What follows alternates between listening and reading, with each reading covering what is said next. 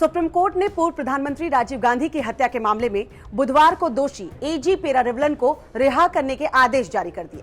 शीर्ष अदालत ने उसे इसी साल 9 मार्च को जमानत दे दी थी। पेरारिवलन को करीब 31 साल बाद आजादी मिली है। वो लगातार इसी बात को लेकर अपनी कानूनी लड़ाई लड़ता रहा कि इस हत्या की साजिश की उसे जरा भी भनक नहीं थी। हम आपको इसी मुद्दे पर विस्तार से समझाते हैं कि आखिर पेरारिवलन की रिहाई का रास्ता कैसे साफ हुआ और जानिए कि राजीव गांधी की हत्या की साजिश में पेरारिवलन का हाथ कितना था। लेकिन उससे पहले आपको लिए चलते हैं सन 1990 में, जब एक आत्मघाती हमले में पूर्व प्रधानमंत्री राजीव गांधी की हत्या कर दी गई थी। राजीव गांधी की हत्या की साजिश नवंबर 1990 में श्रीलंका के जाफना में liberation of tigers of Tamil इलम यानी लिट्टे के प्रमुख प्रभाकरण और उसके 4 साथियों ने रची थी। इनमें साजिशकर्ता शिवरासन और मुरुगन शामिल थे। 1990 की शुरुआत में साजिशकर्ता में से एक शिवरासन चेन्नई पहुंचता है। उसने साजिश में चेन्नई की नलिनी, मुरुगन और भाग्यनाथ को शामिल किया। फिर वही जाफना लौट गया। वहां से शिवरासन अपनी चचेरी बहन धनु और शुभा को अपने साथ लेकर भारत पहुंचा। मुरुगन ने आत्मघाती हमले के लिए जरूरी सामान इकट्ठा किए। वो विस्फोट करने में माहिर था, जिसका प्रशिक्षण उसने श्रीलंका में ले लिया था। 21 मई 1991 को श्री पेरम्बदूर में राजीव की चुनावी सभा होनी थी। शिवरासन ने फैसला किया कि इसी दिन इस घटना को अंजाम देना है। 20 मई को नलिनी के घर पर शुभा ने धनु को आत्मघाती बम वाली बेल्ट पहनाकर अभ्यास कराया। आरोप यह है कि इस बेल्ट में जो विस्फोटक सामग्री थी वो पेरारिवलन ने मुहैया कराई थी। इसके लिए उसने 9 वोल्ट की बैटरी खरीदी थी, जिससे कि धमाका हुआ था। अगले दिन जब राजीव गांधी भाषण देने के लिए पहुंचे तो धनु ने उन्हें माला पहनाई। इस आत्मघाती हमले में राजीव गांधी की मौत हो गई। राजीव गांधी की हत्या के मामले में निचली अदालत ने 7 लोगों को फांसी की सजा सुनाई थी, जो फिर आजीवन कारावास में बदल गई। शीर्ष अदालत ने 18 फरवरी 2014 को एजी पेरारिवलन, मुरुगन, संथन, नलिनी, रॉबर्ट, जयकुमार और रविचंद्रन की मौत की सजा को उम्र कैद की सजा में तब्दील कर दिया था। अदालत ने जब ये देखा कि केंद्र सरकार दोषियों की दया याचिकाओं के निपटारे में 11 साल की देरी कर चुकी है, तो ये फैसला लिया गया।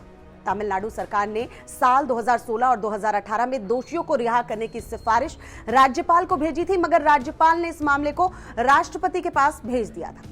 इसके बाद तमिलनाडु के मुख्यमंत्री एम.के. स्टालिन ने भी राष्ट्रपति को पत्र लिखकर दोषियों की रिहाई की मांग की थी।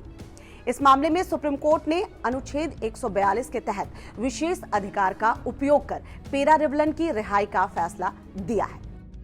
यह अनुच्छेद कोर्ट के समक्ष लंबित मामले में पूर्ण न्याय करने के लिए आदेश पारित करने की शक्ति से जुड़ा हुआ है। इसका इस्तेमाल अयोध्या में राम जन्मभूमि मामले में भी किया गया था। मीडिया रिपोर्ट्स के मुताबिक एजी पेरारिवलन राजीव गांधी के हत्याकांड के समय 19 साल का था। आरोप यह भी है कि उसने ही राजीव गांधी की हत्या में प्रयोग बम की विस्फोटक सामग्री मुहैया कराई थी। 11 जून 1991 में उसके घर से उसकी गिरफ्तारी की जाती है। बाद में कोर्ट ने भी उसे दोषी पाया। उसे आजीवन कारावास की सजा हो गई।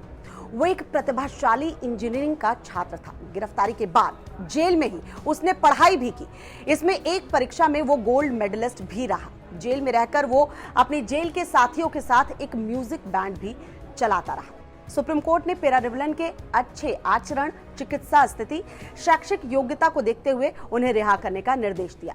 जेल में बंद पेरारिवलन की दया याचिका दिसंबर 2015 से लंबित चल रही थी। पेरारिवलन की रिहाई के बाद उनके घर में खुशी का माहौल है और इन सब के बीच कोई है जो बड़ी बेसब्री से पेरारिवलन से मिलने का इंतजार कर रहे हैं। वो कोई और नहीं, वही जज हैं जिन्होंने पेरारिवलन को मौत की सजा सुनाई थी। Retired justice K.T.. Thomas supreme court के उसी बेंच के अध्यक्ष थे जिन्होंने राजीव गांधी हत्याकांड में दोषी ठहराए गए एजी पेरारिवलन को 1999 में फांसी की सजा सुनाई थी। मीडिया रिपोर्ट्स की माने तो पेरारिवलन की रिहाई की खबर पर जस्टिस थॉमस ने कहा, अगर पेरारिवलन कोएट्टम आते हैं तो मैं उनसे मिलना चाहूंगा।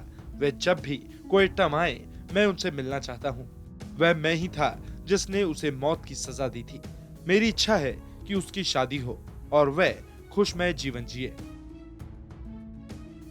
उन्होंने पेरारिवलन की मां की तारीफ की, जिन्होंने अपने बेटे की रिहाई के लिए लंबी कानूनी लड़ाई लड़ी। इस वीडियो को लाइक और शेयर करें और इस तरह के तमाम वीडियोस के लिए आप देखते रहिए टाइम्स नाउ भारत का डिजिटल प्लेटफॉर्म।